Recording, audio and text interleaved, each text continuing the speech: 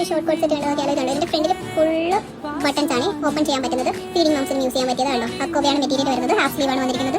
നല്ല മെറ്റീരിയലാണ്, ഫ്രീ സൈസിലാണ് വന്നിരിക്കുന്നുണ്ടോ. ഇതിന്റെ ഷോർട്ട്സും അതുപോലെ തന്നെ നല്ല ഫ്രീ സൈസിൽ കിടക്കുന്നുണ്ടോ. ഇത് ലൈനിങ് ഉള്ളതാ, ട്രാൻസ്പെറന്റ് അല്ല.